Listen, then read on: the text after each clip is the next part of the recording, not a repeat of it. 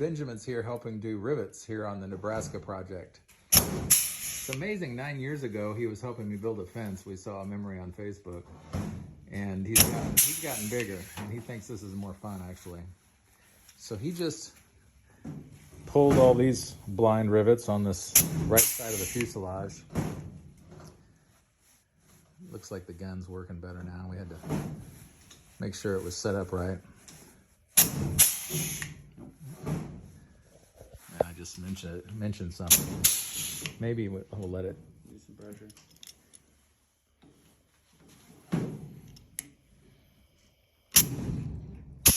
Boy, you're not kidding. We'll have to add some pressure on the compressor. Let it take a moment to catch up. But yeah, those look pretty good.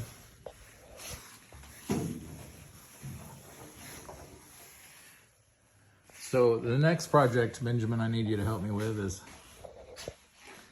getting the bolts for this hinge right here for the flap hinge.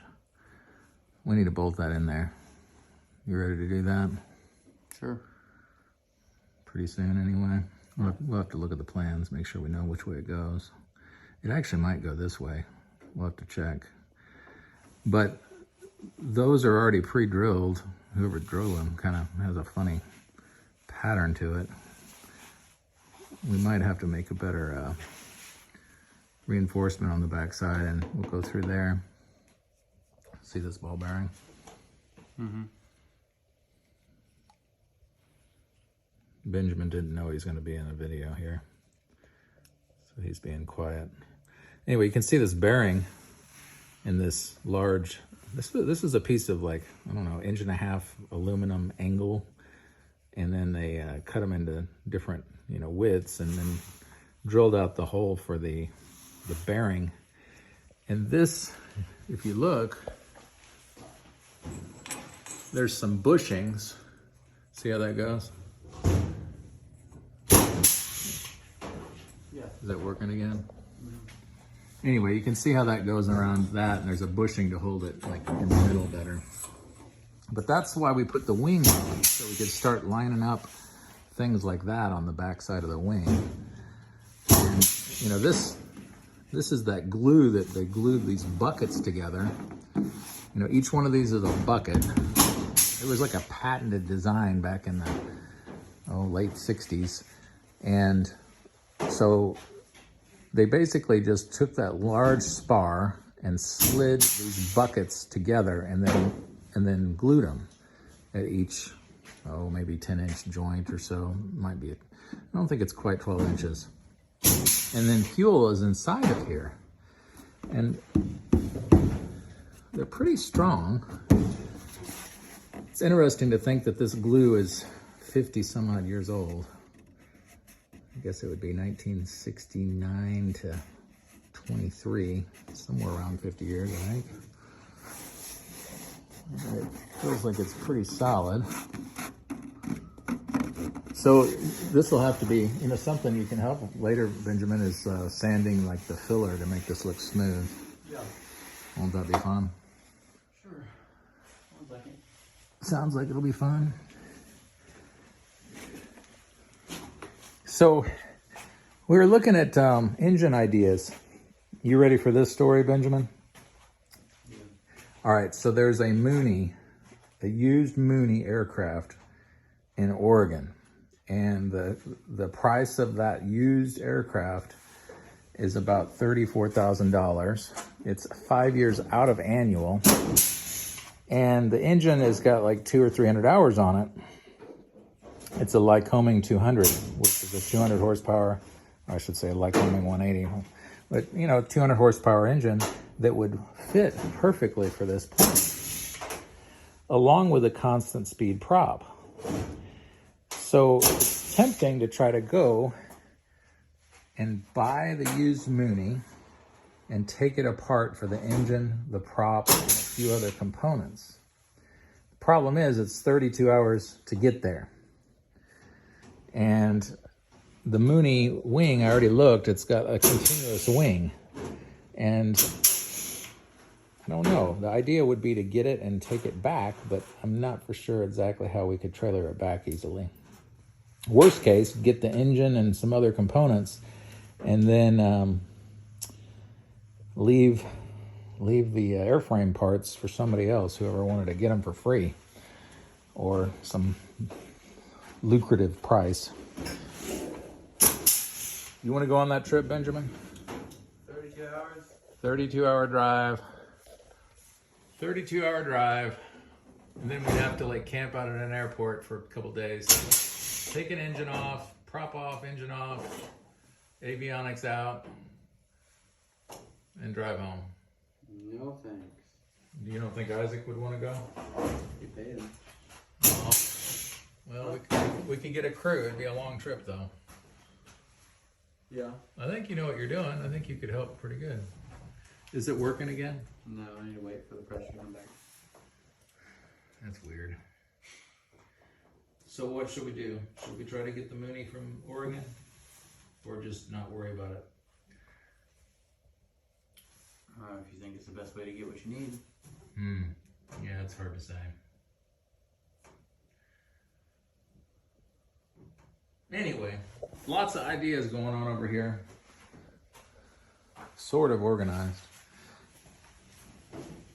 We got the table saw ready to start cutting this up. I forget the thickness of this one, but this is all CAD. 0.063. No, that seems anyway, but it's super strong. And I've tried to use the skill saw, but it kind of wanders on me. So this table saw has an aluminum cutting blade now, and we'll be able to get a nice cut. What is this piece for? Well, this piece is sitting here ready to be cut. I'm going to walk over to the wall and show you the plans on that. There's our sign. Oh, which one was it? There's so many plans. So that aluminum that you just saw is actually used to help make the elevator push rod assembly. Like you can see right here, this is the pivot for the elevator, and that aluminum is right there, and there's a little piece of wood, and then I think that this is a 2-inch piece of aluminum pipe, the whole length there. So that's the aft elevator push rod. There's a junction point here, and there's where it hooks up to the yoke. I'll walk over and show you in the plane here. This piece is a 1/2-inch chromoly steel. So that 1/2-inch chromoly steel is a little bit more narrow, and it goes through the cockpit better, and it shifts over to a 2-inch piece of aluminum. So actually, here is that chromoly steel. We're getting ready to cut it the length it needs to be. The previous video showed the little junction point. I've got tools all over the place. Anyway, previous video I showed that this push rod basically goes in there, and you weld it and make sure it doesn't come apart.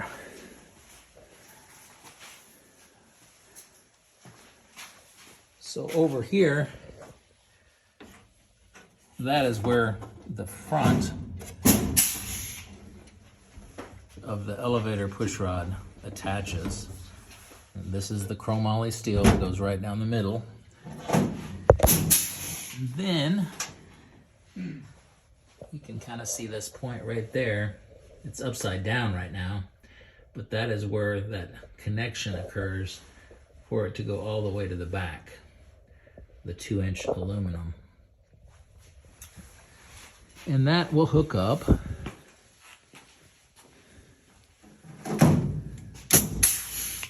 You're doing awesome. Yeah, keep running under pressure. That's weird. I need to go check that air compressor. Back to, you kind of see here, there's the attachment point for the stabilator. So that's where the aluminum rod will go to. So we're about ready to start making some control rod pieces. So we can start hooking up some control rods. We're kind of finishing up with some of the rivets on the fuselage before we do that.